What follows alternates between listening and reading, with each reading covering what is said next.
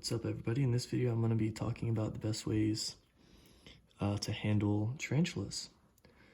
So this is my personal pet tarantula named Aragog.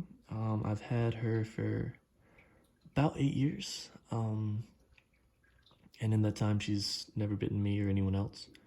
She's super docile, super easy to handle. Yeah, I would almost go as far as to say a friendly spider. That being said, not all species are friendly, or not all individuals are friendly. She is a Chilean rosehair, which is one of the most docile species out there. But some species tend to be more aggressive, like the Goliath bird eater.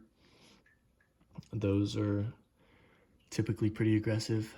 So yeah, before you go in picking up a spider, you want to know the species. Is it one that's more likely to bite or not? And then you also kind of want to know about the individual spider if you can. If it's a spider that has a history of biting people, or if it's a spider that has never bitten anyone. And you also want to know how often it's handled. If it's never been handled before, there's a good chance that it could bite because it doesn't know what's going on. Whereas if you have a spider that's routinely handled, there's less of a chance that it'll bite. So one last thing to consider is the speed of the type of spider that you've got.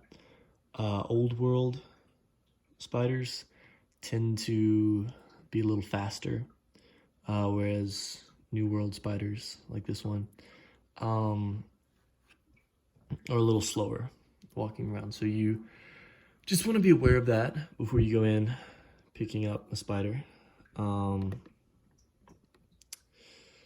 So yeah, when picking it up out of a cage, you don't want to come in and grab it like that, like you see in like Home Alone or something. Despite how big they are, they're very delicate. So you want to, let me see if I can get her on the ground. You're going to want to just put your hands underneath her like this and let them crawl up. And then once they're on your hands, you just kind of want to let them walk. They will sometimes crawl up your arms. And their feet are a little sticky feeling, which I'll put in the description what that's called. I can't think of it off the top of my head. So yeah, they're kind of weird feeling if you've never held one before. But it's not a bad feeling. It's not painful so long as they don't bite you. The bite of tarantulas depends on the species, but it's been likened to like a bee sting or something.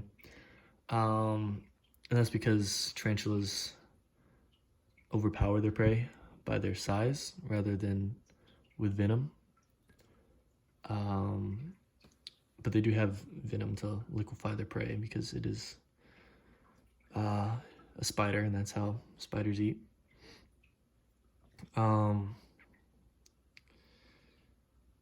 Certain species have the capability of flicking off hairs from certain parts of their bodies, which can be barbed and can be very irritating if they get in your eyes. So again, you're going to want to be careful with that. Sometimes you might even want to think about eye protection if it's a species or individual really known to do that often. But I've never had that happen. So something else you want to think about is touching your tarantula. So tarantula's fangs are under the body. They're on the underside. So it can't bite if you touch it on the top, or like if your finger's right there. They have to actually lift their body up to get over their prey. So you can touch them, on the back very gently, and it's kind of furry. But that being said, if they were going to bite, it would bite downwards. So if you're working with children or something, and you're letting them touch its back, you want to be the one holding it so it doesn't bite anyone else.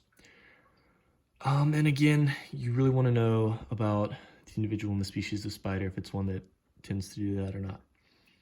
A last safety measure for the safety of the spider is that you want to have a table or something under your hands. This is because of the ratio between the surface area and the mass of a spider. So tarantulas are big, so what makes them cool. But the downside of that is that they have a very large a mass in comparison to the surface area. So that means their skin is pretty thin in comparison to the amount of insides there are to a spider. So if you have a spider really high up and there's nothing between it and the floor, when it falls, its abdomen will burst and you'll have a dead spider on your hands. So you definitely don't want to do that. Always have a table underneath, especially if the person handling it isn't used to spiders and could get scared and drop it, or the spider can move too fast and get away from you.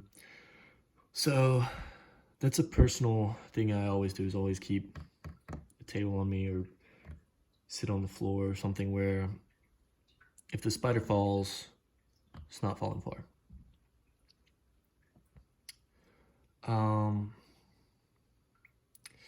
Yeah, that's about all I have for you guys. But yeah, thanks for watching.